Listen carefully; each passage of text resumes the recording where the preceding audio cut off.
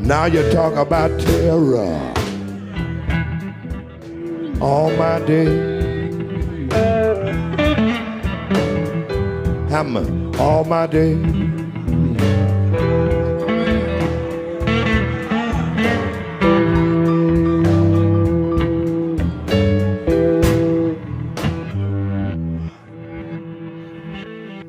Hi, I'm Chris Hedges. Welcome to Days of Revolt.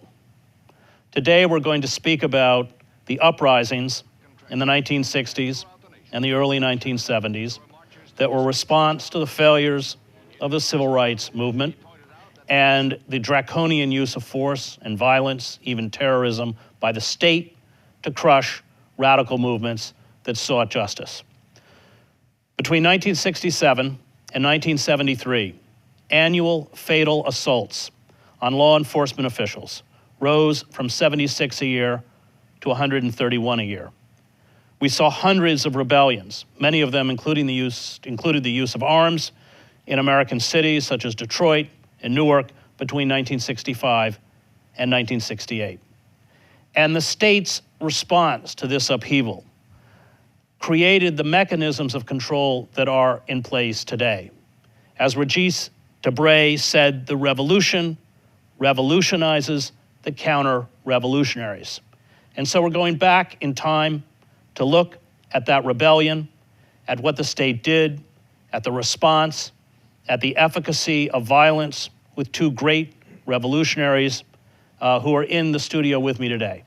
First is Eddie Conway, a member of the Black Panther Party in Baltimore, spent 44 years in prison, framed for a murder of a police officer that he did not commit. The other person in the studio with me is Ojiri Latulo, who spent 28 years in prison, 22 of them in isolation, and was a member of the Black Liberation Army, a movement that, unlike the Panthers, exclusively focused on underground acts of violence against the state apparatus.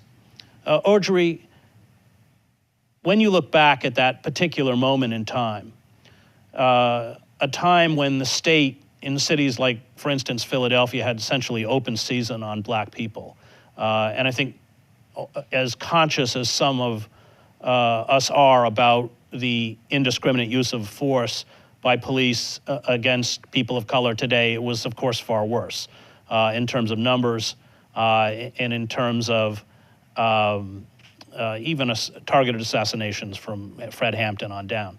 As a young revolutionary, was your decision to embrace violence born out of a belief that the nonviolent civil rights movement led by Dr. King had been a failure? Yes, it most definitely was. The state didn't give us an option. We sat back and watched the numerous murders of our people take place across the country in America, right? So we had discussions about, what should be done.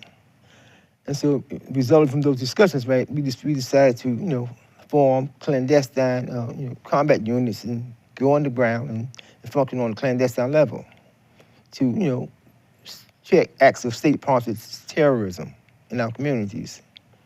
As a result of our activities, some of us were captured, some of us were, killed in action. Do you think that it had an effect in terms of the state? Yes, because the police in our communities, their murderous behavior, slowed down somewhat.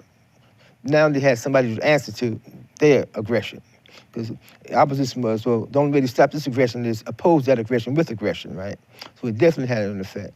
And that's what's needed today in our communities, because the police is back on a kick of just murdering us without regard, murdering us without any kinds of consequences, right?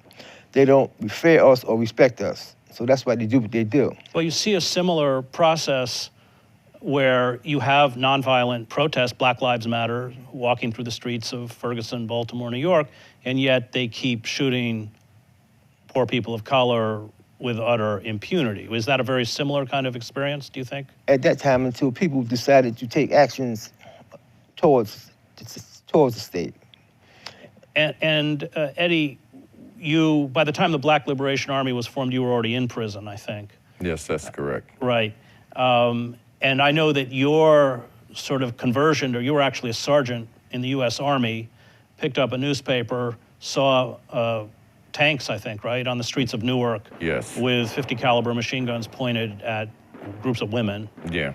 And I think, as you explain, and this is Eddie's book, Martial Law, The Life and Times of a Baltimore Black Panther, lays this out. You understood, being in the military, that those mechanisms are electronic, and once you pull that trigger, if it was pulled, even if you wanted to stop it, you wouldn't be able to stop it until 25 bullets are fired out. And 50 caliber machine guns have bullets about this size and this big around. Yeah. And that, you never put your Army uniform on again, except to leave the Army. You went back, you joined the Black Panthers. Was your feeling the same as Ogery's, that all of the nonviolent efforts on the part of Dr. King and others had failed? Not initially. Initially, when I returned home, I joined the NAACP, and I thought the problems could be corrected, that some reform was necessary in America. I thought the civil rights movement was still working on that. It was only after I started working with them that I realized that the amount of violence directed toward organizers in the Black community and activists was enormous, and that it would be foolish and crazy not to defend ourselves if we were really intending on organizing.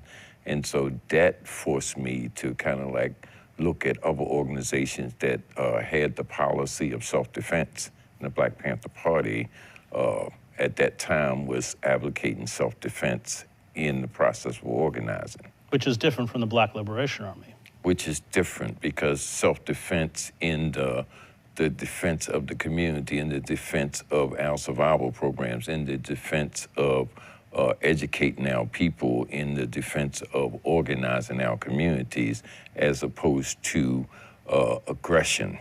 Right. I mean, the Black Panther Party, for all intents and purposes, was a political organization. Yes, that's The Black correct. Liberation Army was an armed militant group that did not really do political organizing. Would that be correct, It was Ogery? political military. Right. Now, I mean, black people constitute, what, 12% roughly of the population. So there's no hope of a rebellion by the use of violence. What did you hope at best to achieve? To encourage people that they had the human right to defend themselves and their communities. We felt that examples need to be set to check the state-sponsored acts of terrorism going on in our communities, right? We felt best that the best way to do that was by opposing aggression with aggression. And so matters it evolved from that. I mean, you could argue that the use of violence on the part of revolutionaries essentially created, as Dubray says, that it revolutionized the counter-revolutionaries because it created the mechanism, starting with COINTELPRO, which doesn't exist in name, but exists in reality today. It created many of the mechanisms that have created the carceral state, the prison industrial complex, and the militarized police, and the use of it, the stripping of civil rights. I mean, the RICO Act, which was passed in 1970 by Richard Nixon, ostensibly against organized crime, and is immediately used against leftist groups, including the Panthers. In a sense, that's a language the state knows how to speak really well, which is violence. And I'm wondering if it was more that you reached such a saturation point where you just couldn't take any more violence, and you reacted in terms of affirming your own dignity and your own sense of self-worth, even with the acceptance that that reaction would give the state an excuse to create the mechanisms that are in place today. I don't know what you think about that, Eddie. Well, I think we have to look at the time. I mean, it wasn't just the state that was exercising violence domestically, internally. The state was exercising violence across the globe, around the world. You had Vietnam happening. You had all sorts of rebellions in Africa. You had rebellions and conflicts in South America, in Europe, in Greece, in Italy, in Ireland, etc. It was a global reaction to the violence that the state was perpetrating around the planet in its effort to steal resources. I think what happens with the Black Panther Party first in terms of self-defense, and then the Black Liberation Army in terms of reacting to that violence, is the fact that people realize that even though we were 12 or 13% of the population, the planet was really at war with the empire, if you want to put it in those kind of terms. And it did cause a reaction, like all empires react when the colonies or colonized people or the domestic people rebel. They come up with solutions, and America has been so far the most powerful empire in the world, and they have all those lessons. And so yes, they have came up with systems now that's oppressed and surveilled everybody on the planet. Well, the systems that they used in Vietnam, I mean, they looked at the radical left in the 1960s in the same way they looked at the Viet Cong. I mean, they were quite explicit about it, and they used the same counterinsurgency techniques which are in place today that they used in Vietnam domestically, including bringing in helicopters, including creating SWAT teams, More informants. Informants, centralized databases that were hooked up nationally. All of that came out of the militant rebellion that you were both involved in the 1960s. But let me just add, because if you go to Indonesia, if you go after World War II, those same tactics were used that were used in the reclaiming the colonies in Indonesia. They were used in against Vietnam early on. Those same tactics were used around the world. They were used in Algiers against the Algerians, and they just became more sophisticated as the people that were losing their empires up the ante. So the government, they refined their tactics, their methods of approach to our resistance, right? Because they learned from the 60s and 70s, right? What worked and what didn't work. And they just took it to another level, right? They would create more informants inside and outside the system, within the prisons and outside the prisons, right?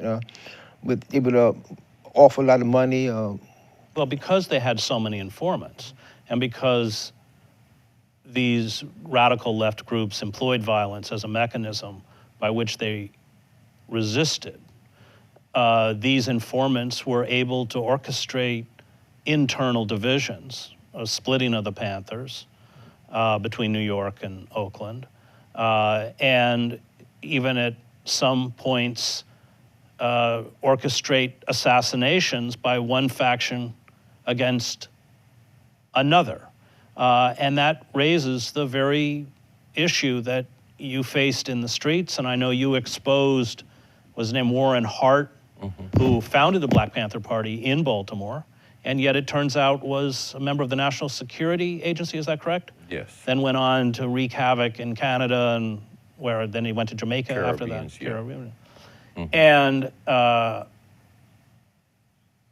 And so the question, and this is also true within the prison system, with that ability of the state to saturate movements like that with informants, raises the question of whether the only effective form of resistance is one that is completely transparent, in a sense that Dr. King's movement was transparent, because with that many informants, and with even the head of the Panther Party in Baltimore being, in essence, a police agent, doesn't that give the state the capacity to make these entities self-destruct? Well, and I want to jump in here because, and first I want to point out that Jesus had his own informer, right? Judas. I want to point out that that whole idea of agent provocateurs come from all the way back to the Tsar and Russia, Right. et cetera. Every movement has always been infiltrated. Dr. King's movement was infiltrated. The key photographer for all of that civil rights stuff had always been working for the FBI.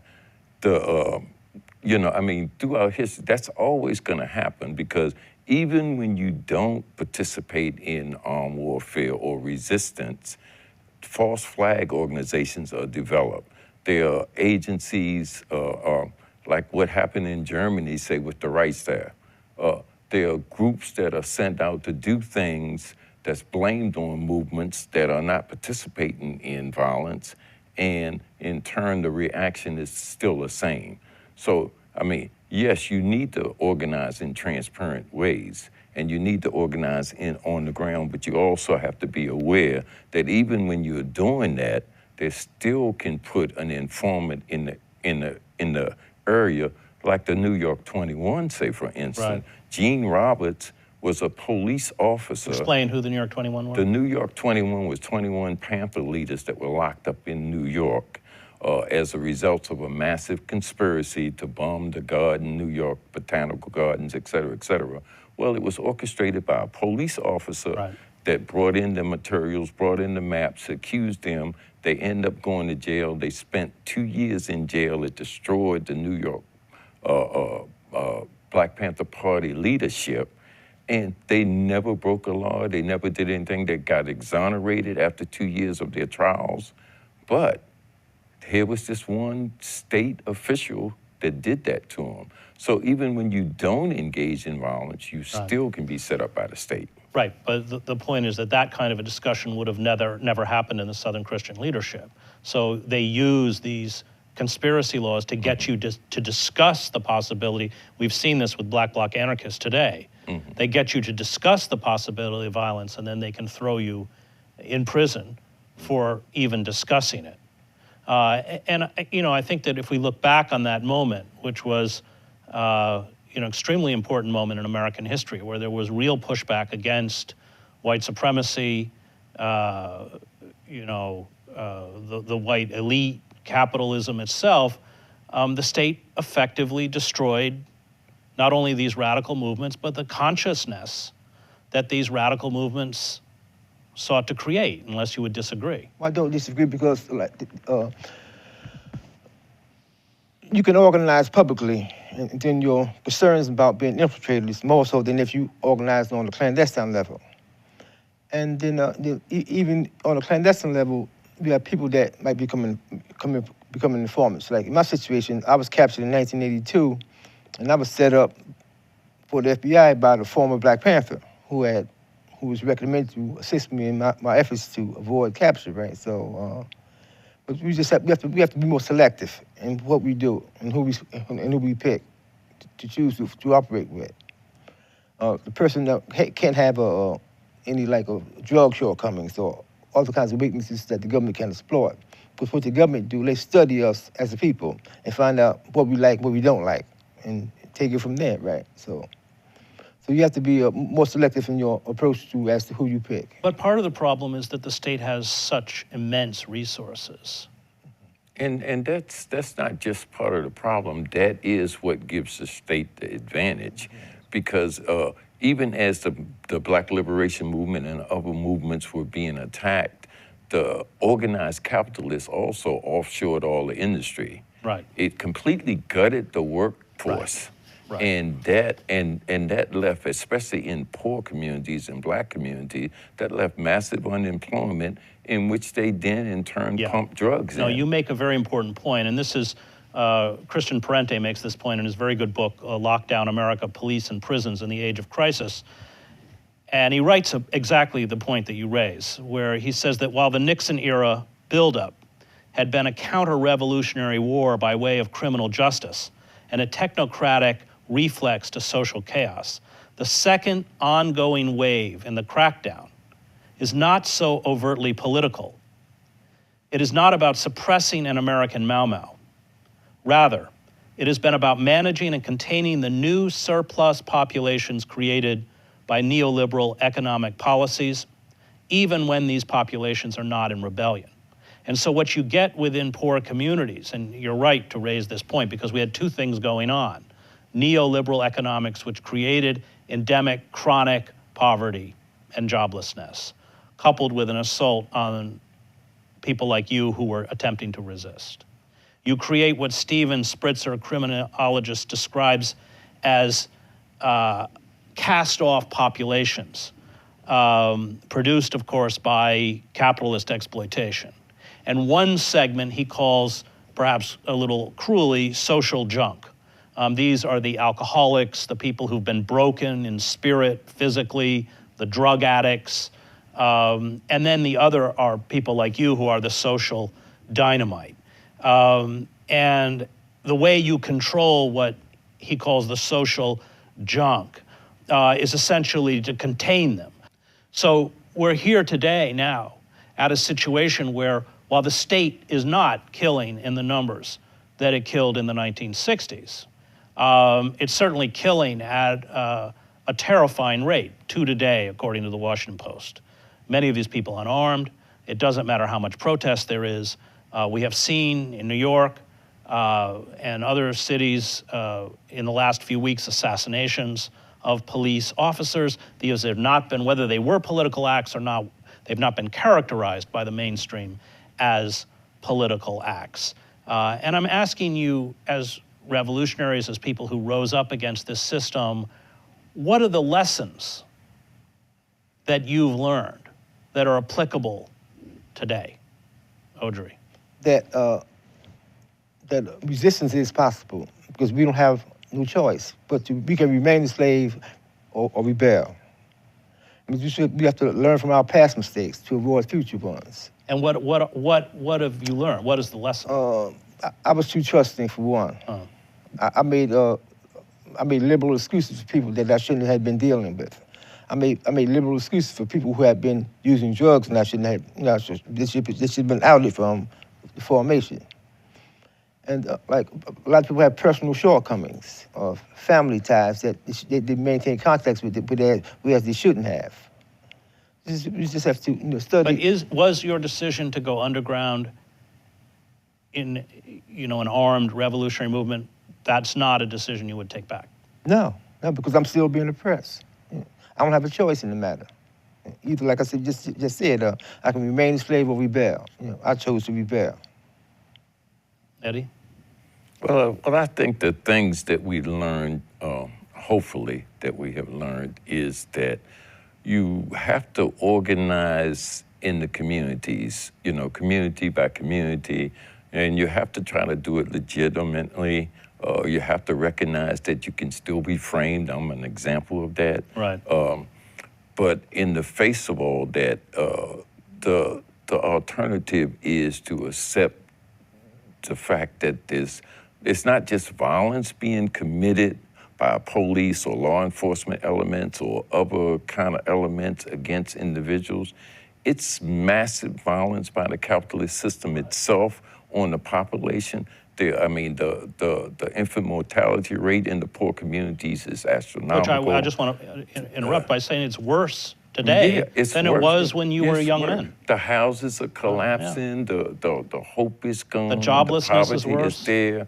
I mean, that's violence. All that's violence, and it's violence that will destroy a people. It's violence that almost rises to the point of genocide. The Native Americans suffered that kind of violence. But it's violence that Spritzer said, points out, I think, that creates this category that he calls social junk.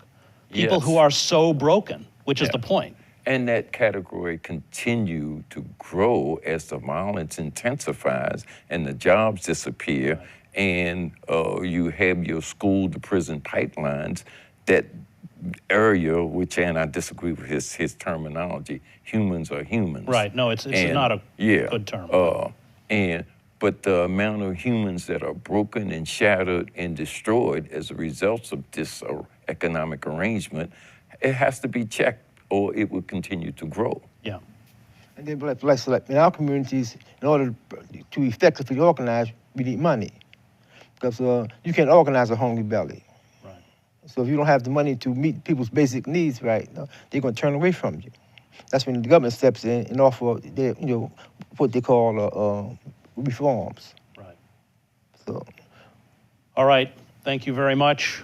You've been watching Days of Revolt with my guests, Eddie Conway and Audrey Latula. We've been talking about the rebellions, which they were part of in the 1960s. In our second segment, we're going to talk about rebelling inside prison, which was also part of a major segment of their lives, 44 years in prison for Eddie and 28 years for archery. Join us next week. Thank you very much.